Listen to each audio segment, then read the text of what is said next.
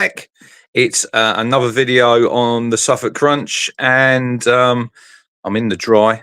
If you haven't watched the Sam Morsey live that I've done about 15 minutes ago, go and have a look at that. But yeah, we are talking cricket here. India versus England from Lords. I'm using a restream, so I'm not quite sure how this is going to work. Hopefully you can all see me. Hopefully you can hear me. But yeah, I thought I'd do a little cricket review of the third test at Lords as England beat India by 21 runs to go, 2-1 up in the series. And test cricket is the absolute pinnacle of the game. Don't care what anybody says. If you like your white ball stuff, yeah, all well and good. I don't mind a bit of white ball cricket. But I am definitely a red ball fan, and absolutely enthralling test match. A little bit of a slow burn with the first 3 days. Obviously, England batting first, 387. Joe Root with his 37th test match 100. And then it was obviously India's turn to bat, and they also scored 387. Absolutely brilliant to see Jofra Archer back with a red ball. And then England rolled over for 191 on Sunday. And then obviously India, 192 to win. They went into day 5 on 58 for 4. It was nip and tuck, wasn't it? Jofra castled Rishabh Pant earlier. But this test match had a little bit of everything. It was quite a slow burn for 3 days. And then it all burst into life on the third evening with probably about 8 minutes cricket that, yeah, it'll be remembered for a long while. It was only 1 over. It was only 6 balls. It was pure theatre. Zach Crawley stalling and then stalling and then stalling again. And then we had Shubman Gill getting involved. Basically, I think he said to Zach Crawley, grow some fucking balls. And then Zach Crawley basically told him to shut the fuck up. Basically, that was it. Everyone was kicking off, and that sort of ignited the series, you know. And then there was a little bit of needle. But I think as long as they don't sort of go over the line, I think this is good. And I know what Siraj got fined. I think, what was it, 15% of his match fee. He's got another demerit point for sort of making contact with Duckett when he dismissed him, which is fair enough, you know. But I think they pushed the lines. I don't think anyone really overstepped it, if I'm being honest.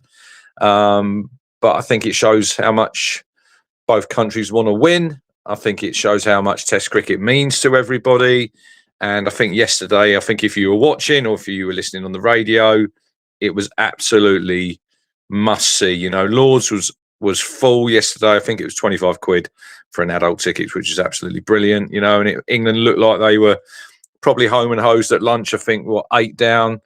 They still needed 80 odd to win India, but Ravi Jadeja played just a fantastic knock. He applied himself. He was in for over 4 hours. Bumrah was with him, and then it looked like they were edging a bit closer. And then Ben Stokes got him, caught by Sam Cook. Nice to see Sam get in on the action. Obviously, he was sub-fielder. And then Siraj, they kept just eking away at that total, probably going at a run and over. And then I think Jadeja hit a couple of 4s off Ben Stokes. I mean, Ben Stokes, absolutely Superman, that guy is. Bowling, I think he bowled a 10-over spell. I mean, they were saying he couldn't do this. He couldn't do this. He's just come back. You know, I think in the first innings, I think it was Brendan McCullum had to send Tim Southey down to sort of tell him to that was enough. But this time, he just kept bowling. He kept bowling. He literally bowled himself into the ground. Ben Stokes did, and it was fantastic to watch. I think, look, credit to both sides. I know England. I'm an England supporter, and probably the majority of people watching this stream will be an England supporter. But I thought it was just fantastic Test cricket. It was played on the edge, and no one really knew right till that final wicket who was going to win. Bit unfortunate for Siraj the way he got out, you know, playing that ball down. And it's sort of just spinning back. And they were saying, I've listened to probably about 3 cricket podcasts this morning. I listened to the TMS one. I listened to the Wisdom Cricket Pod. I've listened to the Butler Broad podcast for the love of cricket. If you haven't listened to that, go and check that out. I can't get enough of it. Can't get enough of Test cricket. Cannot wait till Manchester for the 4th Test. We'll go over the England squad in a minute. But I thought it was just absolutely brilliant. You know, it was edge of your seat stuff. And was it enthralling like scoring rate? No, it wasn't. It was they were just inching closer and closer and closer. And sort of the ball got older. We can talk about balls till the cows come home. I mean, how many ball changes did we have in this Test match? How much time was wasted? It seems like the umpires now have sort of no control of the game when they should be in charge of the game, and players sort of taking drinks when they want to. I think it was on the second day, there was 15 overs short. I think combined in the first 2 days, I think it was 22 overs that were lost, which is when you're paying top dollar, you know, for the tickets, 150 quid upwards. I think it's a little bit poor, but then you could say the cricket on view was very, very good. So, yeah, look, you're still seeing a good day's cricket. I mean, if you'd have gone on day one, you would have seen Joe Root century if you'd have got more overs in. But then we had ladybirds on the pitch. We never seen nothing like it. Joe Root goes to stumps on 99. Then he gets the 4 off the first ball of the second day. And then we have Bumrah cleaning everyone up, castling Stokes, castling Joe Root, getting Wokes out first ball. And then we had a brilliant 50 from Bryden Carse. Jamie Smith, another 50 for him, which was good. And then obviously India had their turn to bat, and it was great to see Archer get the ball, and the buzz that went around the ground. You could hear it when his name was announced, and he gets a wicket third ball, gets Jaiswal. He actually got him twice in the match.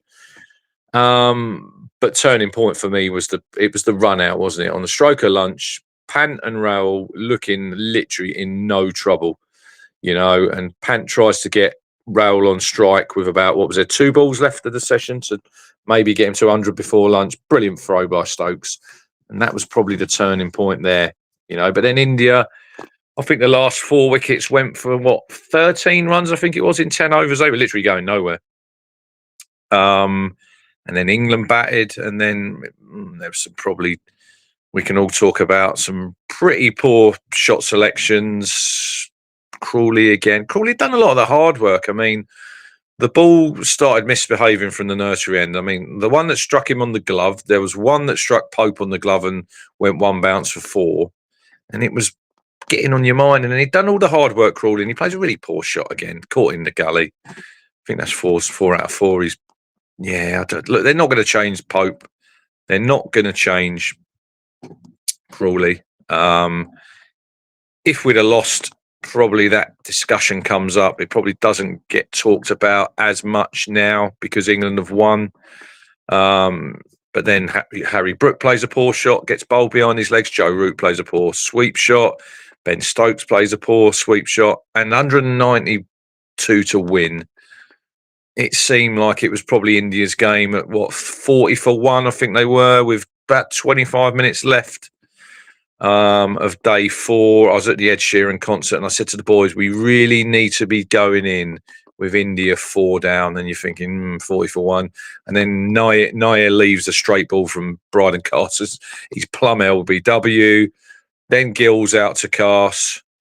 And then the night watchman comes in and Stokes cleans him up.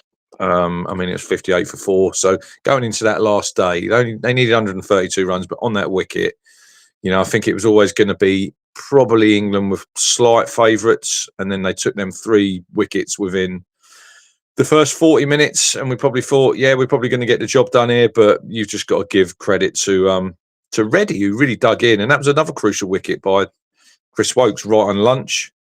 And then you think, yeah, England will get this job done in the afternoon. And then it went on and on and on. And they just they hung in there. And in the end, England inched over the line. Bashir, with his broken digit, come back on and bowled in. He got the last wicket. And look, it's 2-1 to England. It could quite easily have been 3-0 to India after 3 tests. We had Headingley where England probably got away with it because India should have scored 600. India come back at Edgbaston and won. and now England have gone 2-1 up when India are probably going to be kicking themselves a little bit and thinking we really, really should have won this game. But it's a great series. You know, there's a bit of needle that'll probably be carried over. Obviously, England named their squad today. Bashir is out of the last 2 tests. He's got a broken little finger on his left hand. So Liam Dawson has been called in. Liam Dawson, who we've wanted him for a long while. My mate Charlie he keeps being in me WhatsApp messages, and I said they're not going to pick him. They're not going to pick him. They won't pick Dawson. Then this morning he messaged me, and bingo, Liam Dawson is in the squad, and he will probably play. I would have thought the last 2 tests, and it lengthens England's batting because he could bat at 8. Sam Cook and Overton, they've not made the squad because obviously Gus Atkinson's back in. He was playing club cricket at the weekend. Tongue's in. There might be a bit of a rejigging. Archer, can he play another 2 tests? I see this afternoon he reckons he can play the next 2. So you've got to think an 8-day turnaround now. So he probably will play at Old Trafford, I'd have thought. Brilliant to see Archer back. I mean, he had so many people writing him off, people thinking he'd just concentrate on the white ball. But he showed, didn't he? He got them speeds up, and he was, 93, 94 mile an hour. He has to be fit for the winter.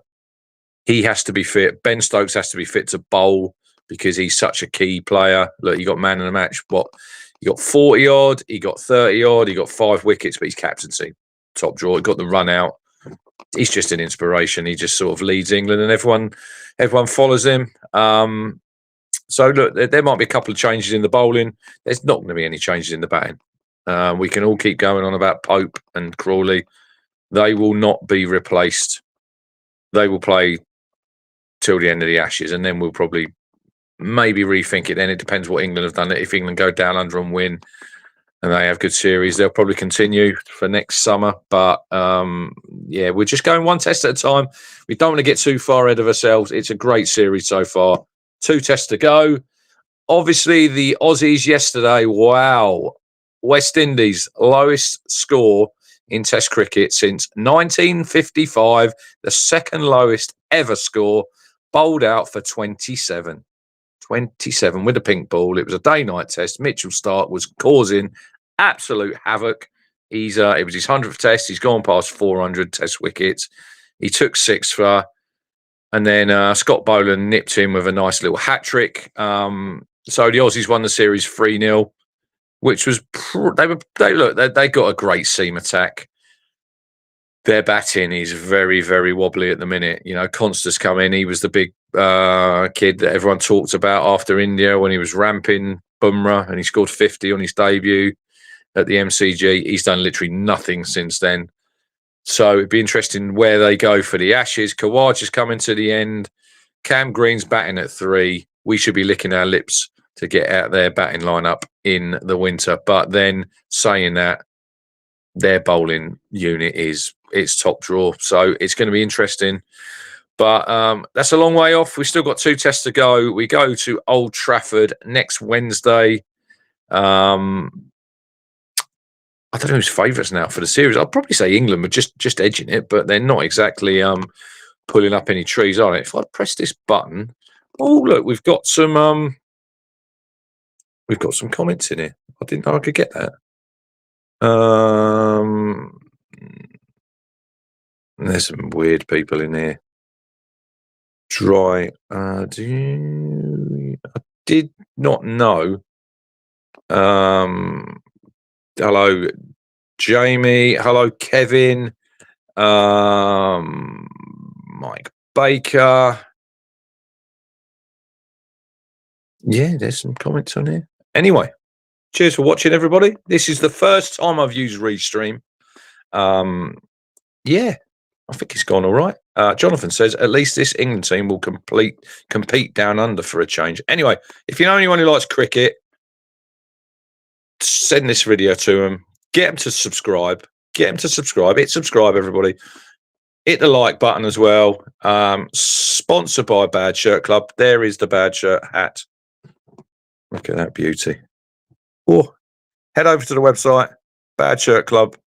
Get your bucket hats, your shirts, your jackets. But other than this, Thank you. Jenny says, do you ever read comments, people, live? Yeah, I do. But this is the first time I've used it, so I wasn't quite sure how you got the comments up. But we can do some live cricket shows now because I know how this works. I can get people to join. And there you go. Jonathan, can you make it that you have to subscribe to comment? Unfortunately, Jonathan, I can't do that. There is some Muppets in the chat. We know that. Just ignore them, mate. Anyway, thanks for watching, everyone. This has been the Cricket Show. We will see you on the next live stream.